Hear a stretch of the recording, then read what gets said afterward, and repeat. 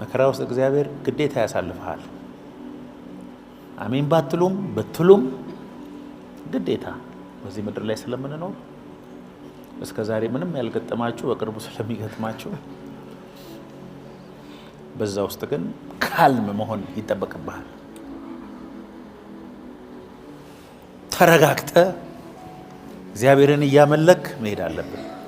እግዚአብሔርን ማምለክና ማገልገል ከምንም ጋር ሊገናኝብህ አይገባም።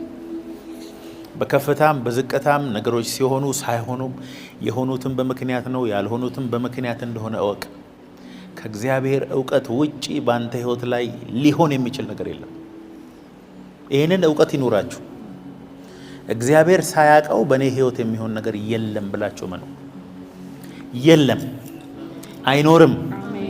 አሜን በሉ እንጂ። ሞትህ እንኳን ቢሆን በእግዚአብሔር ተፈቅዶ ስለሆነ ነው። ከጸጉርህ አንዱ ያለ እግዚአብሔር ፈቃድ አትቆረጥ። አንዳንዶቻችንን በሆኑ ቴስቶች ነው አንገታችንን ይዞ ቁጭ አድርጎ ነው ያለው እግዚአብሔር። መጀመሪያ የሚያረጋግጠው የዘላለም ህይወት ነው።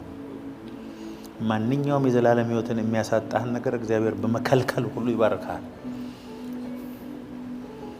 ያን እኮ ሰካራም ነው ገንዘብ ሲያገኝ እንደ አብሾ የሚነሳበት አለ። ብር ሲያገኝ ባይዘ እንቅልፍ የሚያጣ ምን ላርገው ብሩን ካላጠፋ አብሮ ሊጠፋ የሚነሳ ብዙ ሰው እኮ አለ። ለዚህ ሰውዬ ብር መስጠት አያስፈልግም። መጀመሪያ ከአብሾ ይዳን።